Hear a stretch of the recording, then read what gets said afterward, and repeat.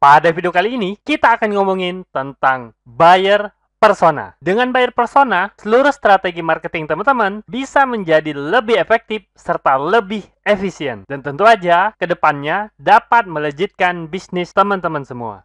Tertarik? Yuk, mari simak semuanya dalam video kali ini.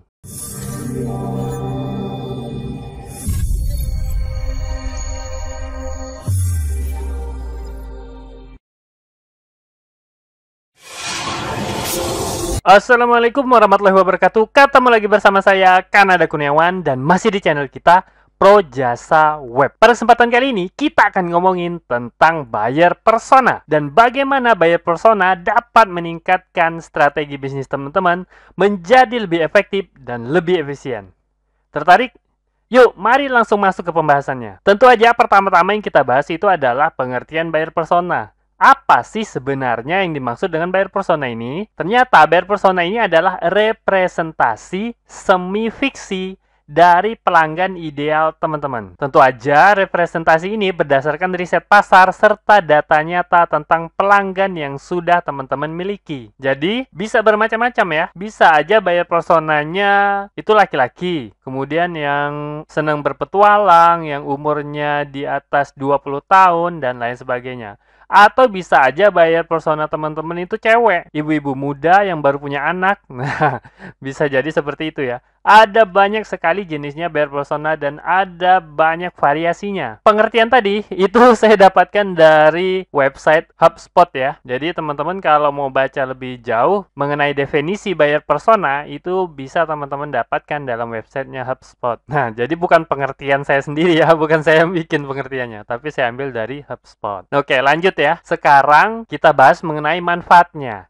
Kita udah tahu apa itu buyer persona, tapi mungkin masih bingung ya, belum ada contohnya. Tapi kita bahas dulu manfaatnya itu apa sebenarnya. Nah, yang pertama itu dapat mengidentifikasi kebutuhan serta keinginan dari konsumen teman-teman. Ingat ya, bisnis yang bagus, yang berhasil itu tentu aja bisnis yang tahu dengan baik mengenai keinginan konsumennya masing-masing ya. Keinginan dari target pasarnya. Nah, kalau teman-teman itu tahu keinginan atau kebutuhan dari target pasar teman-teman, target market teman-teman ini, tentu aja teman-teman bisa menyesuaikan berbagai hal, mulai dari produk, penawaran, dan lain sebagainya. Oke, itu manfaat yang pertama. Dari manfaat pertama ini aja bisa diaplikasikan ke berbagai hal ya. Bisa ke marketing, bisa kepada produksi produknya atau produksi layanannya, dan lain sebagainya. Nah, tinggal teman-teman pandai-pandai memanfaatkan dari buyer persona ini. Oke, sekarang manfaat kedua. Manfaat kedua itu adalah bisa memahami bagaimana konsumen mengambil keputusan atau apa yang dipertimbangkan oleh mereka. Tentu aja buyer persona ini perlu riset dan perlu data ya. Bukan hanya fiksi menghayal gitu ya. Dan tentu aja kalau teman-teman tahu bagaimana mereka mengambil keputusan, hal tersebut dapat teman-teman optimasi sehingga dapat meningkatkan conversion rate dari bisnis teman-teman masing-masing. Nah, contohnya aja misalnya teman-teman jualan obat apa ya? Obat darah tinggi misalnya atau obat kolesterol. Nah, bisa jadi kalau diteliti lebih jauh atau teman-teman riset, mungkin aja pembelinya itu kebanyakan orang yang umurnya di atas 30 tahun. Nah, itu perkiraan saya ya. Bisa aja. Nah, tentu aja metode pengambilan keputusan mereka itu berbeda dengan orang-orang atau muda-mudi yang umurnya masih 20 tahun. Dengan memahami hal tersebut, teman-teman bisa mengoptimasinya. Nah, oke, itu manfaat kedua. Dan manfaat terakhir itu adalah strategi pemasaran menjadi lebih efektif dan lebih efisien. Nah, kalau udah ditentukan buyer personanya, teman-teman itu menjadi fokus kepada target market yang udah disasar dan kebayang banget gitu ya, siapa yang ingin disasar ini. Oleh karena itu, strategi pemasarannya pun semakin fokus menuju target market yang sudah ditentukan. Oleh karena itu, strategi pemasaran ini akan menjadi jauh lebih efektif karena dibuat khusus untuk target market tersebut. Oke, kita udah bahas mengenai manfaatnya. Nah, kemudian bagaimana sih cara membuat buyer persona ini? Yang pertama, tentu teman-teman itu perlu data ya. Nggak bisa membuat buyer persona tanpa data sama sekali. Minimal kalau memang teman-teman itu baru memulai bisnisnya, belum ada pelanggan sama sekali, teman-teman bisa lihat atau bisa mencoba mengumpulkan data-data dari kompetitor teman-teman. Coba teman-teman cari tahu berbagai data mengenai pelanggan mereka. Nah, bisa jadi data-data tersebut bisa digunakan untuk pembuatan buyer persona untuk bisnis teman-teman. Nah, datanya itu banyak ya, bisa nama, bisa jenis kelamin, bisa usia, jenjang pendidikan, status pekerjaan, besar penghasilan, status menikah atau lajang, usia anak, dan lain sebagainya. Nah, ini satu ya metodenya dengan data. Teman-teman harus punya data. Oke. Itu cara yang pertama. Langkah yang kedua itu adalah dengan teman-teman mencari atau memahami kebiasaan mereka. Dari hobinya, kira-kira calon pelanggan ideal ini, hobinya apa kira-kira? Kalau teman-teman jual sepatu olahraga, tentu aja kebiasaannya harusnya hobinya olahraga ya. Jangan sampai kebiasaannya shopping gitu ya, tapi teman-teman jual sepatu olahraga kepada mereka. Tentu aja penawaran serta tingkat konversinya itu nggak akan baik. Nah, kenapa? Karena memang salah sasaran gitu ya.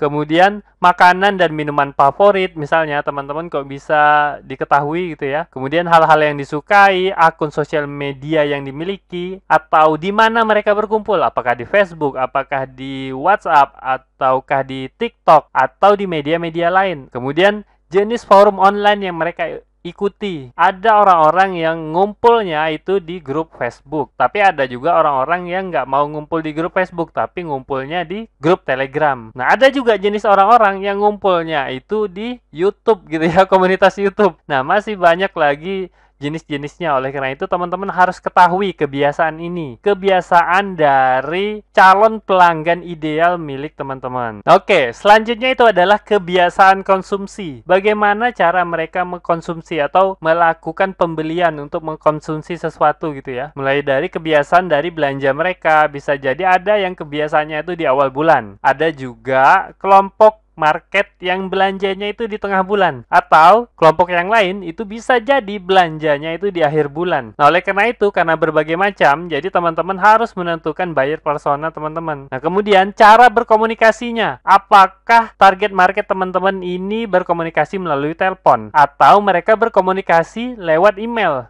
Kebanyakan gitu ya, atau justru hanya lewat WhatsApp dan lain sebagainya. Nah, cari tahu bagaimana cara mereka lebih suka berkomunikasi ya. Nah, dengan begitu teman-teman akan jauh lebih memahami mengenai buyer persona ini. Kebiasaan yang lain itu adalah cara mencari informasi sebuah produk. Ada orang-orang yang mencari informasi dari sebuah produk itu langsung mencari di marketplace. Mereka membandingkan di marketplace dan cari yang paling murah. Tapi ada juga yang melakukan riset di Google dulu, dicari dulu berbagai spesifikasi yang diinginkan, dibandingkan, kemudian cari penjualnya di marketplace. Ada banyak cara atau metode mereka mencari informasi dan ini mesti teman-teman pelajari. Kemudian cara mencari informasi belanja secara online. Ada orang-orang yang suka belanjanya di situs-situs luar negeri. Mereka mempertimbangkan kualitas atau bahkan mempertimbangkan harga juga gitu ya. Ada juga barang-barang yang lebih murah dibeli di luar negeri. Nah, tapi ada juga orang yang mencari informasi belanja itu khusus di marketplace A gitu ya. Di marketplace A terus nyarinya, nggak mau pakai marketplace yang lain. Nah, metode mencari informasi belanja ini juga mesti teman-teman pelajari untuk membuat sebuah buyer persona. Nah, kemudian kebiasaan belanja mereka, apakah belanja online ataukah belanja offline. Nah, kalau offline itu apa yang mereka kerjakan atau apa yang mereka lakukan saat belanja itu ya, apakah mencoba langsung produknya atau pengennya diskusi langsung dengan penjualnya dan lain sebagainya. Nah, kalau online itu apa yang paling mereka sukai? Apakah cari diskonan atau kemudahannya atau ongkir gratisnya dan lain sebagainya. Ada banyak sekali yang bisa teman-teman pelajari mengenai kebiasaan konsumsi dari target market dan ini bisa dijadikan buyer persona. Oke, selanjutnya itu cara membuat buyer persona itu adalah tentu aja teman-teman itu mengharapkan pelanggan yang ideal. Teman-teman itu kalau membuat sebuah buyer persona, tentu aja buyer persona itu adalah pelanggan ideal teman-teman ya. Teman-teman harus mengharapkan hubungan jangka panjang. Nah, dengan begitu, bisnis teman-teman bisa berjalan dalam jangka panjang juga. Nah, ketahuilah bahwa orang yang udah pernah membeli itu jauh lebih mudah diyakinkan untuk membeli kedua kalinya gitu ya, daripada orang yang nggak kenal sama sekali sama produk teman-teman. Kemudian kriteria pelanggan yang paling merugikan. Nah, tentu aja kalau teman-teman bisnisnya udah berjalan, teman-teman ada tuh tuh? Kemungkinan besar kriteria pelanggan-pelanggan yang paling tidak disukai. Nah, mungkin yang pertama kali adalah pelanggan yang banyak tanya ketika mengawali pembicaraan. Bisa jadi gitu ya. Ciri-ciri pelanggan yang paling merugikan gitu ya. Nah, ini patut dihindari ketika teman-teman membuat buyer persona. Kemudian ada juga kriteria pelanggan yang paling menguntungkan. Pelanggan yang beli sekali, kemudian bulan depan beli lagi gitu ya.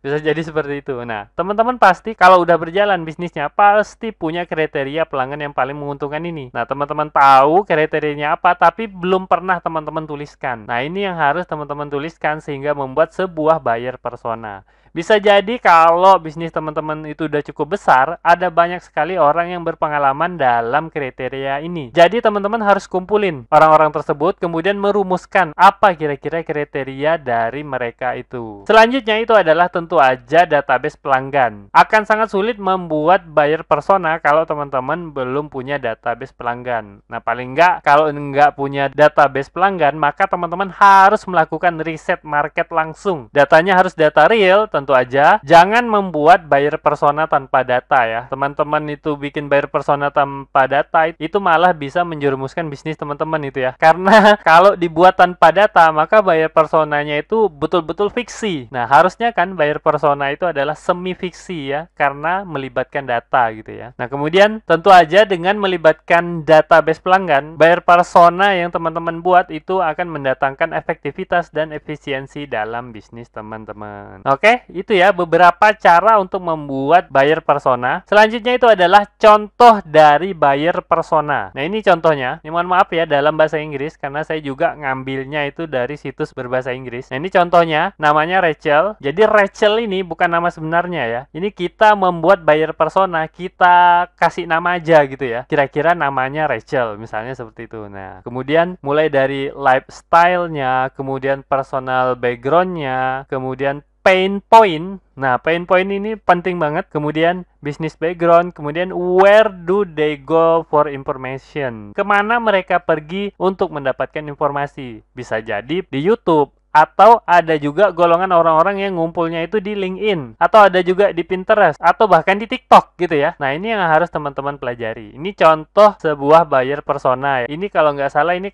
khusus untuk business to customer, jadi B2C. Nah, buat teman-teman yang punya bisnis yang B2B atau business to business, ini juga ada contohnya ya. Nah, ini buyer persona ini jauh lebih lengkap ya. Teman-teman bisa juga ikuti seperti ini. Mulai dari pekerjaannya, kemudian umurnya, lulusan mana, reputasinya, pain point-nya yang jelas ya, keyword, value, kemudian ketakutannya, dan lain sebagainya. Ada banyak sekali yang bisa teman-teman buat untuk membuat sebuah buyer persona yang lengkap yang bisa dijadikan acuan. Nah, semoga aja dengan dua contoh ini teman-teman udah kegambar ya. Oh, seperti ini kira-kira buyer persona. Nah, bayangin ya kalau bisnis teman-teman punya yang seperti ini, jadi gampang banget kalau teman-teman pengen bikin penawaran. Gampang banget kalau teman-teman pengen buat sebuah produk ya. Jadi kelihatan, oh kira-kira calon pelanggannya ini seperti ini, maka produknya harus seperti ini. Nah, itu jadi ada banyak sekali kemudahan-kemudahan yang bisa teman-teman dapatkan kalau teman-teman udah membuat buyer personanya. Nah, contoh buyer persona ini saya dapatkan dari blog alexa.com ya. Ini URL-nya teman-teman bisa akses langsung. Kemudian simpulannya itu adalah buyer persona memiliki banyak manfaat buat bisnis teman-teman. Jadi jangan ragu untuk menerapkannya. Tentu aja video ini masih jauh dari kata lengkap buat teman-teman untuk mulai menggunakan buyer persona ya. Jadi teman-teman harus mempelajari lebih dalam lagi bagaimana membangun buyer persona yang baik sehingga dapat melejitkan bisnis teman-teman. Nah, oke. Mungkin itu aja yang bisa saya sampaikan pada video kali ini. Semoga aja video singkat ini dapat bermanfaat buat bisnis teman-teman. Dan saya akhiri. Assalamualaikum warahmatullahi wabarakatuh. Oke, seperti biasa, jika ada yang salah dari apa yang saya sampaikan, tolong teman-teman ingatin ya. Jangan sampai nggak diingatin, supaya saya dapat melakukan perbaikan pada channel ini dan pada diri saya sendiri. Dan jika ada pendapat yang berbeda, teman-teman bisa masukin ke kolom komentar, supaya kita bisa berdiskusi. Jika ada masukan, teman-teman jangan sungkan untuk menyampaikannya, karena saya sangat terbuka dengan segala macam masukan. Dan jika teman-teman memiliki usulan pembahasan, cantumkan juga di kolom komentar, supaya semua usulan teman-teman dapat saya wujudkan dalam bentuk video. Buat yang belum tahu, video ini adalah bagian dari program Akademi Projasa Web, tempat di mana teman-teman bisa belajar digital marketing secara gratis. Caranya mudah, cukup kunjungi projasaweb.com/academy. Ada ratusan artikel dan video yang dapat teman-teman pelajari. Jika ada pertanyaan mengenai materi, teman-teman tinggal hubungi saya melalui email info@projasaweb.com. Gratis tanpa biaya apapun. Harapannya dengan program ini semakin banyak orang yang memahami digital marketing. Saya percaya jika semakin banyak orang yang paham digital marketing, maka ekonomi kita juga akan semakin baik. Yuk dukung program ini dengan cara subscribe dan share video ini, serta mengunjungi Projasa Web Academy.